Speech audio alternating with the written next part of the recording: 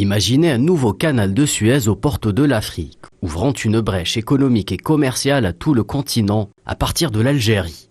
Le méga-projet du port commercial Centre El Hamdaniya est la parfaite synthèse de la coopération algéro-chinoise en matière de développement économique en Afrique. Une infrastructure à dimension internationale, structurante pour le commerce extérieur et l'économie nationale.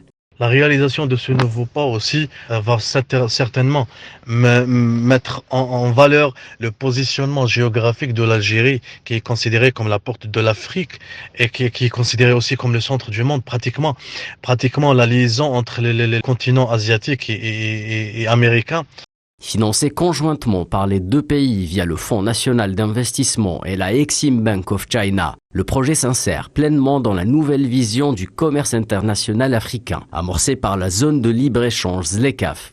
Il va y avoir une intensification des investissements sur le bassin méditerranéen pour créer, densifier des chaînes de valeur entre l'Europe et la Méditerranée et plus largement l'Afrique. Ce qui veut dire que des entreprises qui veulent servir le marché européen vont investir plus largement en Méditerranée et probablement au sud, parce que c'est dans ces pays-là qu'il y a la plus forte compétitivité. C'est une zone qui est assez intégrée commercialement, puisqu'il y a des accords de libre-échange entre la plupart des pays. Cette semaine, une réunion de coordination a eu lieu au niveau de la wilaya de Tipaza afin de passer au peigne fin. Les détails administratifs et techniques avant démarrage effectif des travaux de réalisation.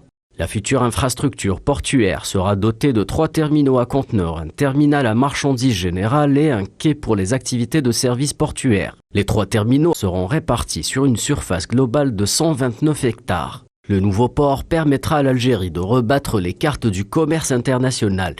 Un nouveau port qui se crée dans ce contexte-là, c'est favorisant dans la mesure où on peut trouver à côté de ce port des endroits pour produire ou des endroits de logistique qui peuvent servir et le marché africain et le marché européen. En postulant à la relocalisation d'un certain nombre d'activités industrielles et de services, un atout de taille pour séduire les investisseurs.